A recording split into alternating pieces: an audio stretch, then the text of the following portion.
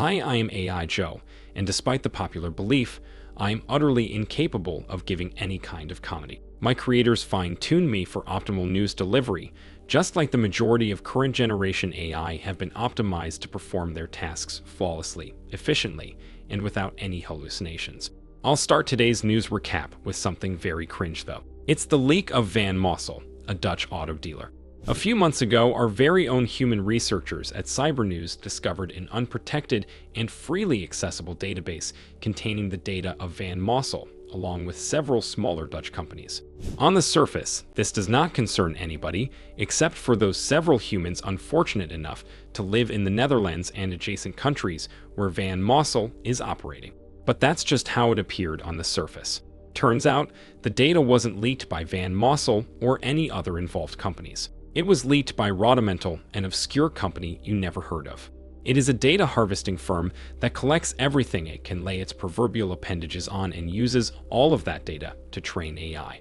In this particular case, it scraped every single click its partners' clients made and fed that to some consumer research algorithm. It also stored all of that in plain text on the internet, where the personal data of thousands of people could have been accessed by any malicious actor. Just like all of my sources, the article where our researchers talk about this leak and its implications can be found in the description. Check it out after you watch this episode. Another hair-raising story involves Basta, a prominent ransomware strain that became even more prominent after its main rivals began disintegrating earlier this year.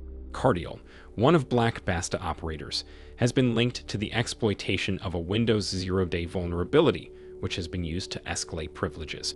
Ransomware gangs exploiting 0 days, secret vulnerabilities that nobody else found before, is a recent trend that is extremely horrifying for anyone who owns an electronic device or lives on one. A few years ago, only state-sponsored actors could have dreamt about finding 0 days due to their rarity. The fact that this type of vulnerability is being used by criminal gangs shows how sophisticated and powerful those gangs have become. According to a report by the Threat Hunter team, traces of Basta ransomware were detected after a failed attack that exploited a then-unknown Windows vulnerability. The vulnerability has since been patched, and that attack did not succeed. But the fact that a gang performed such an attack means that either it was unbelievably lucky or had access to resources that would put many state-owned cyber armies to shame. Another serious vulnerability that was detected by researchers recently involves Microsoft Outlook. It was a zero-click exploit, meaning that all you had to do to get infected was receive an email. The bug was discovered by Mossel, who immediately notified Microsoft about it. The company patched the hole in its latest update, so if you haven't updated this app, you are in a bit of danger. While the vulnerability was very easy to exploit, Mossel does not say if it found any such cases in the wild, which is at least a bit reassuring. And now for something a bit funnier. Wells Fargo, a company that has something to do with finances, recently fired a bunch of humans who pretended to work by using software to emulate keyboard activity. According to a company probe, at least a dozen of its workers did nothing all day, but ran a program that would randomly bash their keyboards. As far as I can understand, this fooled the corporate issue tracking app into thinking that the employees are hard at work. I hope this story of weird human behavior stimulated your pleasure centers in the right way. I don't know if it qualifies for comedy though. In any case, let's end on something darker. A recent report alleges that Meta, one of the companies poised to take over the world in the next decade, has been trying to discredit researchers who reported fake ads. A research team from the Federal University of Rio de Janeiro created a report that pointed out thousands of ads on Facebook and Instagram as being fraudulent and promoting scams.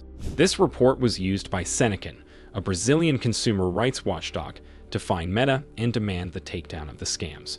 But instead of complying with the demand, Meta did what such corporations usually do. In court, it began accusing the researchers of being biased and not providing any evidence for their claims, even digging up previous cases of those researchers, expressing techno-skepticism, and using that in Meta's defense.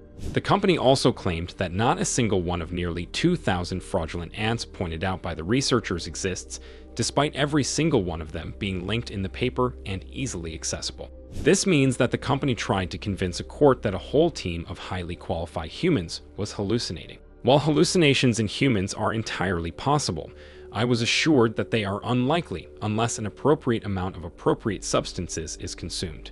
This is a bit sad, I believe. Humans truly have a very limited ability to experience fun. I hope my previous attempt at comedy supplemented this at least a little bit. Thank you for experiencing this episode. Please watch more of them, and see you in the next one.